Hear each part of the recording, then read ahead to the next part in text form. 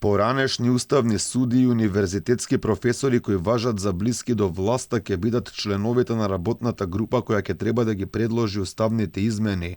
Представник на опозицијата нема да има сите се предлог на владеачките партии и државните институции. Дел од групата ќе бидат поранешните претседатели на Уставниот суд Сали Мурати и Бранко Наумовски, поранешната судика во Страсбур Маргарита Цаца Николовска, Бајрам Положани, екс-уставен судија и професор по уставно право. Од редот на професорите доаѓаат и Етон Шасивари и Беса Арифи од Универзитетот на Југоисточна Европа, Ана Чупеска и Елена Михајлова Стратилати од Правниот факултет Јустинијан I, Јагода Митревска од Славјанскиот универзитет и Марија Пандевска, професорка од Институтот за национална историја. Меѓу сите овие имиња нема ниту една по предлог на опозицијските партии, ниту од македонскиот, ниту од албанскиот блок, кои одбија да учествуваат во оваа работна група. Според премиерот Димитар Ковачевски, таа сепак ќе имала легитимитет, иако дел од неа се само луѓе предложени од власта. Дали има легитимитет нашето членство во НАТО? Има. Опозицијата не го поддржа. Така да, ќе станеме членка на Европска унија и јас се надевам дека опозицијата еднаш нешто ќе поддржи.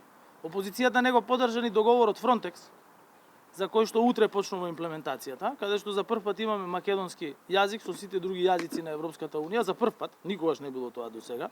Ковачевски ги повика сите кои имале било какви идеи за уставните измени да ги испратиле до работната група, што беше одбиено од лидерот на опозицијата Христијан Мицкоски. Од ВМРО ДПМН се цврсти на ставот дека нема да учествуваат во нејзината работа и порачуваат дека овој парламентарен состав нема да ги изгласа уставните измени. Го повикувам да не биде кукавица. Ако му е толку мерак, бега од избори, го поставија таму без да излезе на избори, нека достави оваа иницијатива во парламент, нека не чека, што нема да се смени ништо. Нема ни во мај, ни во јуни, ни во септември, ни во октомври да се смени. Еве, јас јавно кажувам тоа.